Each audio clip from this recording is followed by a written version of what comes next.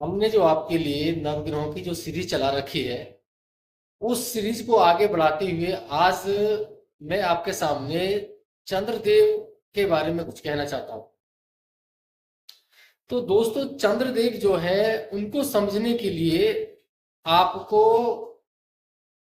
बहुत ही ज्यादा ध्यान से मेरी बात को सुनना पड़ेगा। बिकॉज क्योंकि चंद्रदेव एक ऐसे प्लैनेट है जो हमारी कुंडली के अंदर, आपकी कुंडली के अंदर, हम सभी की कुंडली के अंदर एक महत्वपूर्ण योगदान रखते हैं। चंद्रदेव बहुत ही इंपॉर्टेंट और महत्वपूर्ण प्लैनेट बन जाते हैं हमारी कुंडली के अंदर। क्योंकि जब कोई भी व्यक्ति जन्म लेता है, मैं पैदा हुआ हूं या आप पैदा हुए हैं या हम में से कोई भी व्यक्ति पैदा हुआ है, तो पैदा होने के साथ जब जिस नक्षत्र के अंदर हमने जन्म लिया, या दूसरी भाषा में कहूं कि चंद्रमा जिस नक्षत्र के अंदर हमारे जन्म समय में विद्यमान थे, हमको वही महादशा मिलती है। चंद्रदेव जिस उप नक्षत्र के अंदर होते हैं, उस उप नक्षत्र की हमें अंतर्दशा मिलती है, और जिस उप नक्षत्र के अंदर चंद्रदेव विराजमान होते हैं, उस की हमको प्रत्यंतर दशा मिलती है। यानी कि हमारे जीवन का जो होल ग्राफ है, वो चंद्रदेव डिसाइड करते हैं कि हमारा होल जीवन, हमारा पूरा जीवन जो है, हमारी होल लाइफ जो है, किस डायरेक्शन में मूव करेगी, कैसे मूव करेगी, किस प्लैनेट के अकॉर्डिंग मूव करेगी, ये सारे का सारा चंद्रदेव निर्धारित करते हैं। यानी कि ये जो मैपिंग होती है, इस मैपिंग को चंद्रदेव ही निर्धारित करते हैं। चंद्रदेव हमारे सबकॉन्शियस माइंड के कारक हैं, हमारे मन की मनोस्थिति है, हमारे मन के विचार हैं चंद्रदेव। तो चंद्रदेव का कुंडली के अंदर मजबूत स्थिति में होना बहुत ही ज्यादा जरूरी बन जाता है। दोस्तों, दूसरा, चंद्रदेव जो है इतने फास्ट मूविंग प्लैनेट है कि जब आप ये समझ लीजिए कि आपको अगर एक क्षण में दिल्ली में बैठ के अगर मुंबई जाना हो, ऑस्ट्रेलिया जाना हो, अमेरिका जाना हो, तो कोई ऐसा प्लैनेट नहीं है जो आपको मन की गति से ऑस्ट्रेलिया या अमेरिका पहुंचा दे। सिर्फ चंद्र ग्रह ही एक ऐसे प्लैनेट हैं जो मन की गति से आपको पलक झपते ही अमेरिका पहुंचा देंगे, पलक झपते ही ऑस्ट्रेलिया पहुंचा देंगे, पलक झपते ही कनाडा पहुंचा देंगे। यानी कि वेरी फास्टेस्ट जो प्लैनेट है वो हमारे चंद्रदेव। चंद्रदेव जो है हमारी कैश लिक्विडिटी का कारक है। जो हमारे घर में, हमारे परिवार में जो हार्ड कैश की जो तंगी रहती है, जो कैश का इन्फ्लुएंस नहीं बन पाता है, किसी कारण से कोई कमी रह जाती है, तो उसके कारक भी हमारे चंद्रदेव। चंद्रदेव और तो और हमारी मन की वो स्थिति है जो हमको परम चेतना तक पहुंचा सकती है और परम अधोगति तक भी पहुंचा सकती है। चंद्रदेव जो है, जैसे मैंने आपको बताया, मन के कारक हैं।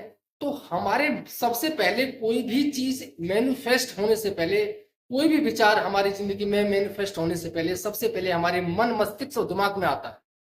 जब कोई भी विचार मन, मस्तिष्क और दिमाग के अंदर आता है, तभी वो उसके ऊपर हम काम करते हैं, तभी वो हमारी लाइफ के अंदर क्रियान्वित होता है। यानी अगर हमने किसी भी चीज को प्रारूप रूप देना है, पूरा संपूर्ण उसको काम करना है, या उसके ऊपर हमने कोई भी कार्य सिद्धि करनी है, तो वो कार्य सिद्धि हम तब तक संपूर्ण नहीं कर सकते जब तक कि हमारे मन के अंदर उस सब्जेक्ट के प्रति कोई भावना आए, कोई विचार ना आए, कोई हमारे अवचेतन मन के अंदर कोई भी बात उपजेगी, तभी कोई काम या हमारे कार्य सिद्धि में सफलता मिलेगी। तो चंद्रदेव इतने महत्वपूर्ण प्लैनेट बन जाते हैं। दोस्तों, अब मैं बात करना चाहता हूं कि चंद्रदेव के साथ साथ आपकी कुंडली के अंदर किस किस ग्रह की युति है या किस किस ग्रह के साथ है, तो वो क्या क्या फल देंगे, ये सारी की सारी बात आज हम आपसे करने वाले हैं। इससे पहले मैं आपसे ये बात करने वाला हूं कि चंद्रदेव अगर आपकी कुंडली के अंदर छठे घर में बैठे हैं, 8वें हाउस में बैठे हैं या 12वें हाउस में बैठे हैं, यानी कि 12th हाउस में बैठे हैं, तो कहीं ना कहीं मेरे दोस्तों ये मान लीजिए कि आपके चंद्रदेव की स्थिति ठीक नहीं है। इसके साथ साथ अगर चंद्रदेव के साथ में राहु या केतु इनबिल्ट है, राहु केतु का कोई भी कंजक्शन आपके मून के साथ बन रहा है, चंद्रमा के साथ बन रहा है, तो यह स्थिति भी चंद्रदेव को कहीं ना कहीं पीड़ित करती है। दूसरा, अगर शनि के साथ में चंद्रदेव विराजमान होते हैं तो ये भी एक स्थिति मन को असंतुष्टि पैदा करती है, ये भी एक स्थिति चंद्रमा को पीड़ित करने वाली है।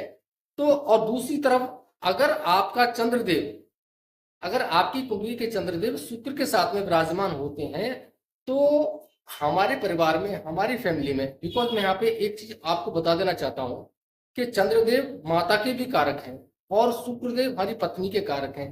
तो जिन परिवारों में, जिन घरों में सास बहू का झगड़ा निरंतर रूप से चलता रहता है, वो घर भी कहीं ना कहीं चंद्रदेव की पीड़ित स्थिति के कारण ही, मनोस्थिति के कारण ही ये कुंडली में योग बनता है कि उस घर में कभी भी सास बहू का झगड़ा समाप्त नहीं होता। दिन रात कुछ ना कुछ किसी ना किसी बात पे वो झगड़ा निरंतर होता रहता। दोस्तों, अगर आपकी कुंडली के अंदर चंद्रदेव मंगल के साथ में विराजमान है तो ये भी स्थिति ठीक नहीं है, क्योंकि चंद्र के साथ में मंगल को समझने की जरूरत है। जैसा मैंने पूर्व में बताया आपको कि चंद्रदेव सबसे फास्ट मूविंग प्लैनेट है। दूसरी तरफ मंगल देव जो है एक्शन के कारक है, अग्रेशन के कारक है, वो एक्शन ओरिएंटेड है, वो खुद ही अपने आप में जल्दबाजी के कारक है। तो एक तरफ मंगल देव जल्दबाजी के कारक हो गए, दूसरी तरफ आज चंद्रदेव की स्थिति भी अच्छी नहीं है क्योंकि वो भी फास्ट मूविंग प्लैनेट है।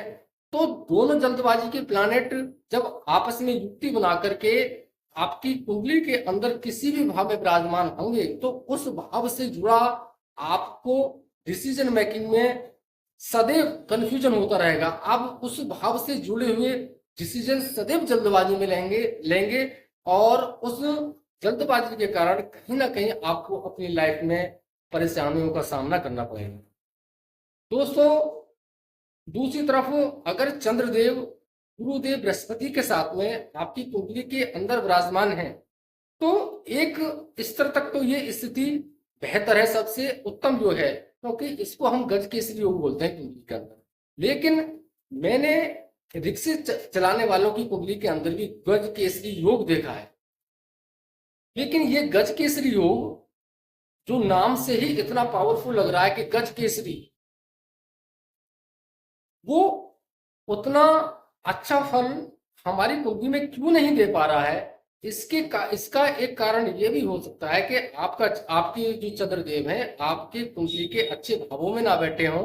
भले ही आपके चंद्रदेव गुरुदेव बृहस्पति के साथ में गज केसरी योग बना रहे हों, लेकिन उनके ऊपर 190 डिग्री की हिट, 180 डिग्री की हिट किसी भी प्लैनेट की, नेगेटिव प्लैनेट की आ रही है, तो ये भी स्थिति आपकी कुंडली में ठीक नहीं है। जैसा कि मैंने आपको पूरी वीडियो के अंदर आपको ब्रीफ करने की कोशिश की है कि किस किस स्थिति में आपको नेगेटिव परिणाम मिलेंगे चंद्रदेव के द्वारा, तो ये सारी की सारी विवेचना, सारे का सारा विश्लेषण जो है अपनी कुंडली के अंदर आपको करना चाहिए। आपको अपने चंद्रदेव की स्थिति को देखना चाहिए, जांचना चाहिए, परखना चाहिए और उसके जुड़े हुए जो भी उपाय हैं आपको करने चाहिए। क्योंकि वो कहते हैं कि चंद्रदेव अगर आपकी कुंडली के अंदर बहुत अच्छी स्थिति में है तो फिर आपको चिंता करने की आवश्यकता नहीं है। अगर कहीं ना कहीं आपको लगता है कि मेरे द्वारा बताए हुए भावों से संबंधित ग्रहों के साथ में चंद्रदेव आपकी कुंडली के अंदर विराजमान है तो उनका उपाय करने की आपको जरूरत है। जय माता।